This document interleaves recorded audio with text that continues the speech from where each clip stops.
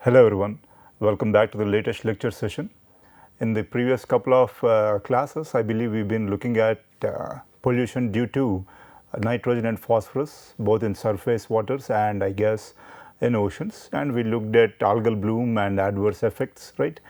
In this context, before we go further discussing or looking at more technical content, I want to talk about something that's much more relevant and probably much more important.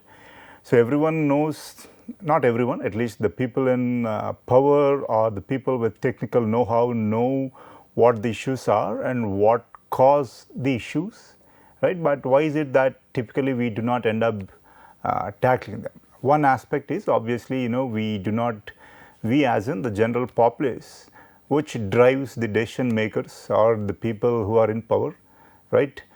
They are not as concerned with some of the aspects which are probably more meaningful to their lives, but are more concerned with aspects which have, let's say, what do we say, the bang effect, if I may say so, right? Or which have, we tend to give greater weightage to those that we seem, what do we say, out of the ordinary, right? Or those that seem to be out of the ordinary. For example, I guess we looked at one aspect as in number of deaths, I guess, and we saw that deaths by air pollution, I believe, was the highest, and I think death due to terrorism was, I think, nowhere in the picture, right? But why is it that we are more concerned about? Obviously, it as in terrorism or such can have, what do we say, greater ramifications if not tackled. But air pollution, death due to air pollution, it seems benign and it's commonplace, it's everywhere, right? So people are not really as concerned about it, and obviously passions do not run very high. Once you have a person or a being in mind as an enemy, then obviously you can concentrate your efforts on it. But if not, typically people do not play or do not get behind and try to tackle the issue. In this context, I believe we were, or rather I discussed a particular book, I believe The Anarchy, right, by William Dalrymple, which looks at the period about how and why the British East India Trading Company came to India and how they came to rule, let's say, 1/5 of the world's population, one that had around 30% contribution to the world's GDP, right? Even now, I think we are what, 3% or 5%? Yes. I'm not sure about the current situation, maybe 3 to 5% of world GDP is contributed by India. At that time, we were, I guess, contributing 30%. How is it that a trading company was able to bring such a rich country, rich and I mean both culturally and what is it now, monetarily, right? And how was it able to do so? Again, the answer there are no direct or easy answers, but in general, it's one aspect certainly that motivates people is money and greed, let's say. In that context, greed certainly played a considerable role on both sides of the aisle, both among the British and the Indians, let's say, right? Again, why am I bringing that up? Because again, we here are sawing off the tree, literally the tree that's providing nourishment to us, providing life to us. But why is it that we are unable to get behind, let's say, and have a united voice and saving our own world? Why is that? Again, because people are divided. There are different groups that have different competing interests, right? The key aspect is competing interests are different, and there will never be a particular situation when everyone realizes that, okay, fine, this is a common enemy that is going to be harmful to me, the person that I'm not very much comfortable with, and so on and so forth, that can threaten the life on earth itself, right? That's never going to arise. Why is it? Because different backgrounds, cultural, political, economical, educational, different backgrounds, right? So different people have different thoughts, different views, and so on and so forth. And so we are never going to have, what do we say, a great majority of the people working in unison towards one particular aspect. Sometimes you do have great leaders and so on and so forth, but again, that's a different era, I guess. I would like to point out one example in this regard, one example that's very much relevant to us, right? To us as in not just Indians, to the world, and certainly to Indians, I guess, right? Let's see what it is that we have out here. So the one that I'm going to talk about is the Amazonian forests. I believe people are aware of Brazil, right? Typically popular due to football, but again, Amazonian forests. So here you have the huge swaths of land covered with thick, diverse, what do we say, forests. When we say forest, it's not just a tree of a particular kind and so on and so forth. It's big and small vegetation, let's say different kinds of vegetation, and again the flora and fauna obviously that thrive on this kind of vegetation, and the wild animals. So, these ecosystems have developed over time, wherein each particular piece of, not piece I guess, plant or the wild animal has evolved over time and learned to live within that particular biosphere, right. They have evolved, gained that knowledge over time, right, and that is where they are right now. And again, why is it that I, a concerned but primarily selfish citizen, why am I concerned about it? Well, it is because they are the lungs of the world, right. The Amazonian forests are the lungs of the world. So, just open up Google map, zoom out and look at it in the satellite view, and you will see why it is that we call Amazonian forests as the lungs of the world. So, they are great, what do we say, accumulators, if I may say so, or I guess I am not able to come up with the relevant term, but again accumulators of carbon dioxide, let us say, right. But now they are reaching a tipping point, as in you have deforestation. Why? We will look at it at a great scale, at such a scale that is frightening, if I may say so. Again, that is the case only recently or since a few years, maybe decades, but it has accelerated in the last few years. And once that tipping point is reached, even if you want to, let us say, reclaim these Amazonian forests, that is not going to be feasible, right. They can't act as net accumulators of, or net sinks, I guess that was the term that I was looking for earlier, a net sink of carbon dioxide. Fine. Okay, let us look at some of the data here and what are some of the issues that we have. For example, here we are talking about July 2019, approximately a year ago, and again typically the articles are from the Guardian, the newspaper The Guardian. We talked about this again, no company or no individual owns this. It is typically funded by contributions from people like you and me, let us say, right. And why is it that I am harping about this? Because they typically, typically, again, not always the case, you can have different kinds of what do we say, newspapers and such out there, right. Again, this is a family, I guess, if I may say so, family of people who seek to put the truth out there, if I may say so. Again, truth is now, I guess, subject to everyone saying that everyone else is lying, but again, at least here difficult to trust the, not trust, I guess, distrust the motives. So, that is one thing that I wanted to point out. So, in July 2019, again we are talking about the Amazonian forests. Trees were being cleared at the rate of 5 football pitches, let us say football, let us say 100 or 120 meters by, let us say, maybe 90 or so meters, let us say 120 meters, 90 meters, let us say, every minute.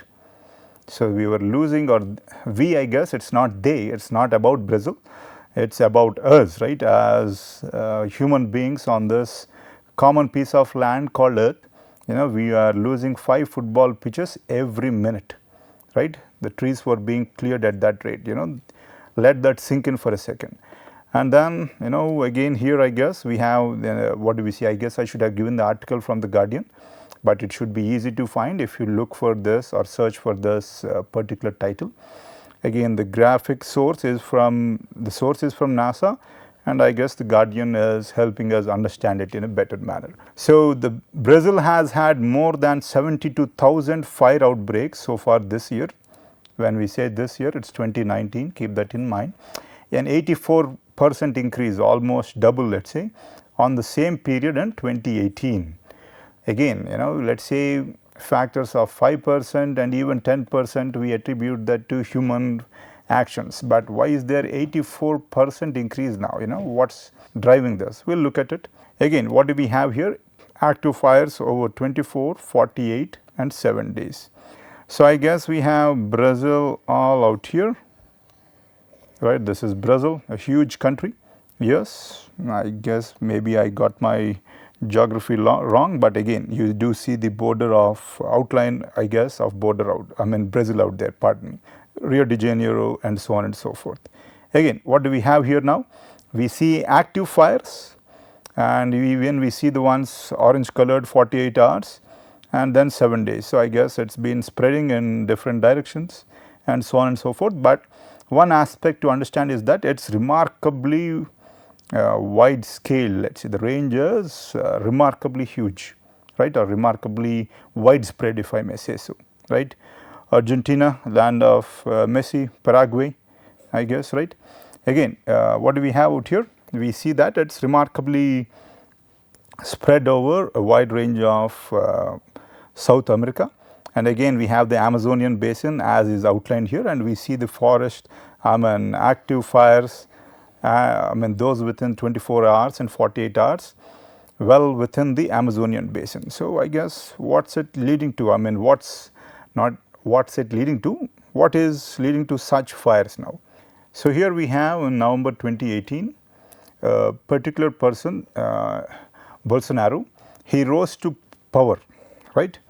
And how did he rise to power? He was a person who was a YouTube sensation, if I may say so, who typically had, again, this person is now the president. So, we are going to certainly give the due decorum, but we will critically analyze the conditions so as to learn from this experience, right. So, a YouTube sensation, he was able to reach people, he spoke well, right. He, what do we say, was rhetorical, right. You can look up what rhetorical means. He, he was very good at rhetoric, right. And again, he was a minor politician in some parts, and Brazil suffered due to, what do we say, military coup.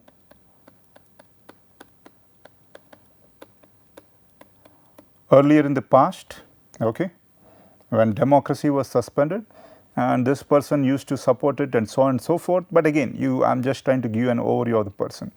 And he always said that the environmental aspects and more importantly global warming is a lie. He says that that's a lie peddled by some people for their own sake. He says that global warming is a lie and it's not based on facts. So, in that time, UN Environmental Conference, that it cast a huge shadow over it. Why is that? Because again, the lungs of the world are present in Brazil. Because people feared for the Amazon, as one of the first acts that Bolsonaro wanted to do, or rather did, was to merge both the environment and agricultural ministries. Why is that? Agriculture, you are concerned with production, providing land for agriculture, economic activity. Environment, I guess, it doesn't pay maybe in monetarily, you won't get money from the trees, but again they sustain life itself, yes. So, you can't probably literally see, the green or pink notes out there, but obviously if you are alive and doing well, that's because of, a healthy environment. So, environment typically regulators and so on and so forth, agricultural ministers, again with respect to economy. Here the issue is that people typically are at loggerheads here, right, both these ministries. Why is that? Because they want more land, they do not want Amazonian forest to be encroached upon, they do not want deforestation and so on and so forth. So, by subsuming environmental ministry within agricultural ministry, that sends out a message. And typically, let us say this is what the Amazonian forest looks like, right. And this is what a cleared land looks like, and you see the paths to the cleared land, right. Again, different reasons, people use it for felling of trees, right, or which is used for paper in Japan and so on and so forth, or it is used for claiming this land for agriculture and so on and so forth. Let us move on.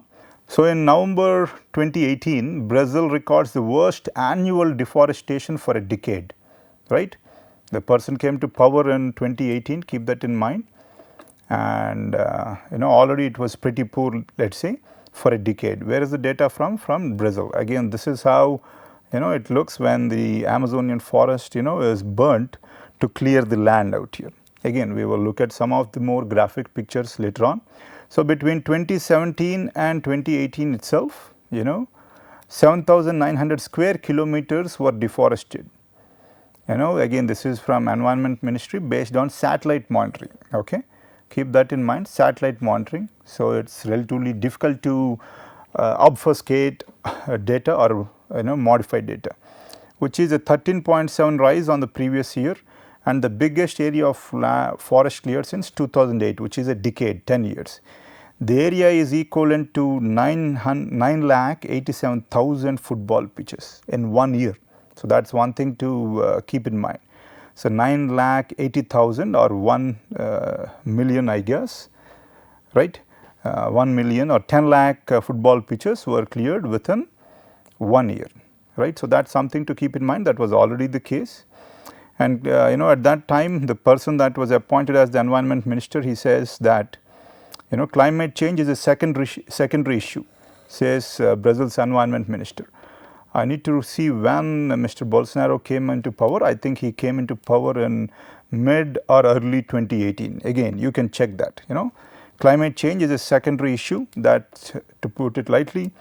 Appointed by President-elect Bolsonaro, the environment ministry or minister calls the fines ideological. So as in, it it pits people as one against the other. And when you have people one against the other, they are fighting within themselves rather than looking at the bigger picture. Again, typically, rarely do people look at the bigger picture. People are either so poor that they are concerned with how they will live for the next month, or so rich that they are sure that they will live for a considerable period of time in great luxury, and I want to make their lives much better off, I guess, right. So typically there is a huge divide, and again nowadays people are saying that it's an ideological divide and so on and so forth. And environmental fines, as in fines on people who burn the Amazon for settling or such, the fines are labeled as ideological, again late December 2018. In January, we see that, or looks like, the president launches an assault on Amazonian rainforest protections, as in the guidelines or the laws that were protecting Amazonian rainforest, they were torn down, let's see. So executive order transfers regulation and creation of indigenous reserves to agricultural ministry controlled by the agribusiness lobby. Again, the paper here could be maybe a bit more objective, right, but again, here the paper says that the agricultural ministry is controlled by the agribusiness lobby, again business interests, typically not great vocal supporters of the environment, right. So what do we have? Regulation and creation of indigenous reserves to agricultural ministry. And one thing to keep in mind, again Brazil or South America, it was colonized by Spanish invaders way long ago, right. And then you have, that's why they speak Portuguese, obviously, right. Portuguese, one of the languages, I should not have said just Portuguese or Spanish, let's say, right. And you have indigenous land where indigenous people or tribals, as we call them, right. We call them tribals, but I guess they have learned many things that we haven't. Anyway, indigenous population and their reserves are transferred to the agricultural ministry, right. And in March, the US-China Soy Trade War, which was a trade war, among which we had, or there was the Soy Trade War. Again, this was precipitated by President Trump, right, because of his own issues, if I may say so, or concerns, right. The US-China trade war, we are now a global world, I guess, wherein trade barriers are relatively less.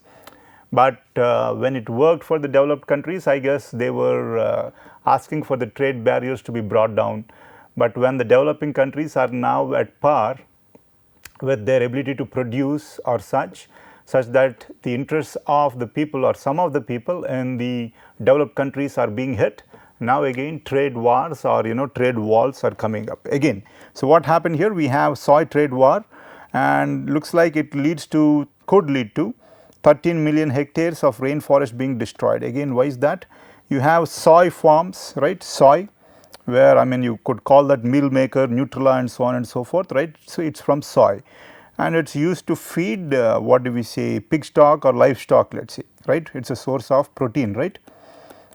And now this due to this fall, somebody has an opportunity now, and the Brazilians took the opportunity to supply soy to China, if I am not wrong, right. So that's one thing. And look at the rainforest out here, and these are typical clearings for, I guess, soy or other farms, right. To my knowledge, it is for soy farm, if I am not wrong. Studies suggest that Brazil is likely to rush to fill China's sudden soy shortfall by boosting farming, right. Somebody will always be there to take an economic opportunity. And again, more Armageddonish, Armageddon type picture, but again, this is an actual picture from the Amazon, right. Again, President Bolsonaro was denounced for the assault on environment, right. But again, this is early May or mid May, right. And then what happened now? 1 year into his tenure, what do we see? Deforestation of Brazilian Amazon rises to a record high. Keep in mind, record high as in not just 2018 or the last 20 years, 1998. And I think we saw that there was an 84% increase over 2018, which itself was the worst year until then. Environmentalists fear that 2019 will be the worst year. And what do we see? May 2016, the Brazilian rainforest lost 739 square kilometers in 1 month, I guess. A record for May since satellite monitoring began. So 2016, 17, 18, and now you see the significant jump. It was increasing and then it rapidly increased, I guess, if I may say so, exponentially, right. So that's something to keep in mind. Huge rise in Amazonian destruction under Bolsonaro. Monthly deforestation up by 88.4%. As we mentioned again, here we see the rainforest and here we see this area cleared, right, for tree logging and such. And now Brazil started facing pressure to protect the Amazon under various trade deal terms, I guess. For example, I am not sure about the nitty-gritty, but let us say, into some trade deals is written in, not written in, people would like the Amazonian forest to be conserved. So I guess people were trying to put pressure on Brazil. People, when I say, I guess the leaders of France and Germany were trying to put pressure on the leaders of Brazil, let us say, right. And then he says that, or the president says that the Amazon is ours and calls deforestation data lies. Keep that in mind. And they say that, or he says that Brazil is open to partnerships, exploiting biodiversity and mining, right, exploiting biodiversity and mining. So let us move on. Amazonian deforestation accelerating towards a tipping point. Data confirms that the policies are now encouraging illegal logging in Brazil. Again, now we see a holistic picture. Amazonian forest, cleared forest for either tree logging, or which is again illegal, or for agricultural purposes, let us say, right. Again, agricultural purpose to what now? For soy, and soy to produce, I am not sure if with respect to beef or pork, which I believe we looked at in one of the earlier slides, right, had a great carbon dioxide footprint, let us say. Why is that? Now you see the chain, I guess, right. Again, let us move on. And in August now, right, the Brazil Space Institute director is sacked in Amazonian deforestation row. The leader, President Bolsonaro, calls that satellite data which shows deforestation is lies. And this person, the institute director, he says he does not bend over to appease his political masters. And obviously the people in power, when faced with uncomfortable truths, what do we or people typically do? They obviously remove the irritant. The irritant here, poor person, is the Space Institute director, let us say, right, and he calls it lies. Again, different pictures of tree logging and the paths and such, right. So that is what you see out here. Again, typically what do? We try to either defame the other person, right. I guess I should have had a couple of more slides here. In the months leading up to the sacking, people were attacking this Space Institute director of Brazil again, right, questioning his motives, questioning his integrity, and so on and so forth. In this world, everyone is, if I may say so, there is no law drama anymore, right. Let us say if you are going on the wrong side of the traffic, let us say you I guess committed an illegal act, but not, I guess, an act punishable by what is this now, being sent to jail, right, not a criminal offense. But still these are civil offences. Again, even with respect to economic activity and such, there are no law dramas. Everyone will have some rough edges out there, right. But people try to use these rough edges and try to defame the whole person, or the person, pardon me, and try to attack what it is that they are trying to say, and that was what was done in this context too, right? And Mr. Bolsonaro or the president claims that NGOs, right, say are behind Amazonian forest fire surges, but is there any evidence? No. And again, again the same thing out here. And 2019, again more and more pressure. And what does the president say? Mr. Macron is still the president of France, and Angela Merkel is the president of Germany, was and still is the president of Germany. And what do we see? 2,254 square kilometers cleared in July. And President Bolsonaro says that the leaders of France and Germany should realize that Brazil is now under new management, which doesn't care about, what do we say, aspects which the previous governments have been concerned with. But again, the issue here is that it's not local, it affects everyone in the greatest possible terms, right? So let's move on. And again, he still says NGOs behind forest fires. This is 2019, a satellite picture, and you see again, this is a satellite picture, obviously, again some localized fires, but again you see all these fires out here, I guess, right? Smoke from these fires and so on and so forth. Yes, Amazonian forest on fire. Again, let's move on. So again, picture from NASA, if I am not wrong. Yes, this is NASA. Wildfires in the Amazon, in South America, including the Amazonian rainforest, I guess, 20th August. So what do people do? Again, they use trade as a weapon. Norway halts Amazon fund donation in dispute with Brazil, but again the amount is too small or less. But why I wanted to point out is that slowly but surely international concern grew, and while multinational corporations do not immediately take, what do we say, steps, because such steps will cost them money, right? They will cost them money, right? They are not going to take such steps. But once concern grew and once people were also getting more aware, some MNCs starting putting pressure, with respect to either their trade in Brazil or their trade deals with Brazil, let's say, right? So that's one thing. But Mr. Bolsonaro is very popular in Brazil, at least he was until now. Until now meaning now it's the age of corona, right? Pandemic, I was about to write pandemic here.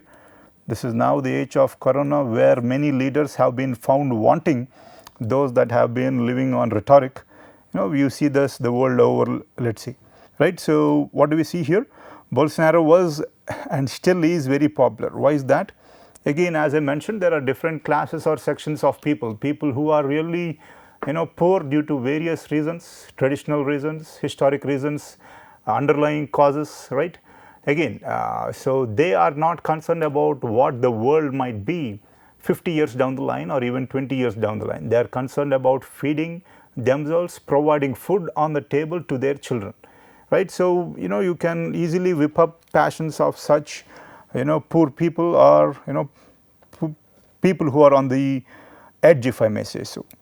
So Bolsonaro backers, I am not saying just the poor people, but the business lobby too, wages for war on the rainforest. And he is not, he was very popular. Why is that? And also he is very popular with 78% support in the heavily deforested Amazon state of Rondônia, and most in Brazil's heavily deforested western border support Bolsonaro and his promise of progress. He says progress, but again keep in mind that progress without environmental protection is a myth. Short term, yes, long term it is going to be devastation, right? But people obviously would want to see improvement in their economic conditions, so that is why they fall for such promises, let us say, right? And again, looking at this particular article, it is a worthwhile article where the views of the different people are brought out. A particular person says, there is no highway, no way to get our produce out. Obviously, Amazonian forests, you typically do not want to have highways through the forest, let us say, right? The reserve is just 70 kilometers from a particular city, I guess, but reaching it involves driving on dirt roads, boat trips, and also motorbike rides. So even access to relevant economic centers is an issue for such people. So obviously, you can sell them, not sell them, I guess, sell them the idea, let's say, of progress and so on and so forth. Again, different people. This person again was talking about, I believe, education and economic activity for his children, or economic improvement for his children, and so on and so forth. And obviously tree logging, I guess, right. So whom do you find fault? Certainly not this person, right. He doesn't have the glut of information. He needs to put food on the table for his children. So these are the kinds of competing global forces, I guess, that I was trying to maybe give an example of in this particular session. I will wrap it up soon. Again, I think this is a picture that we already looked at, so I will skip it. Deforestation in the Amazon now reaches a record level in July 2019. Monthly area lost due to deforestation, and do you see this? 2018 or somewhere here, I think Mr. Bolsonaro, or I think 2015, okay, somewhere here Mr. Bolsonaro comes up into power, and I guess you see the exponential increase out here, because all his policies are taken as a signal for a free reign over the Amazonian forest, right. So that's something that we have. But again, what is it now? We are talking about climate consensus and so on and so forth, and what to do. So here, let's say, what needs to be done to limit the temperature increase, right. What is that now? Again, this is from the International Committee for Climate Change and so on and so forth, which we looked at. Billion tons of carbon dioxide emission per year. So right now this is the relevant path, right. Carbon dioxide emissions decline from 2020 to reach net zero in 2055 or 2040. For in 2040, obviously this is the path we have to take. If it's 2055, this is the path we have to take. But again, obviously you see what's happening, and we are never going to, at least it doesn't look like we will be on this path. But again, human beings, as we have seen, are amazing, and especially when pushed to a corner, they can show themselves to be truly remarkable. So that's the hope out here when putting out this information to you, or in front of you rather. So this is the kind of decrease that we have to see, let's say, for limiting climate change, and this is the current path we are on, and I guess this is where we are heading right now, and you see what's happening world over, right. So again, now 2020, recently September 2nd, most recent, I guess, Amazon fires, Brazil rainforest, Bolsonaro destruction. Again, same news, different year. So here again we see that fire and deforestation scar the national reserve, right. Again, what do we see? Same title. Keep in mind that this is 2020. The story that Amazon is going up in flames is a lie, right. And what do you see out here? Well, I guess this is what you have, and we saw the data out here, right. We saw the data out here. And again, this is the Brazilian agency that we talked about earlier. It announced that across the entire Amazonian region, it detected more than or around 30,000 fires in August, the second highest number in a decade, and only slightly less than the highest recorded in 2019, I guess, right. 2019 it was slightly above 30,000, and now slightly below 30,000, right. Again, again this is from September 2020, right.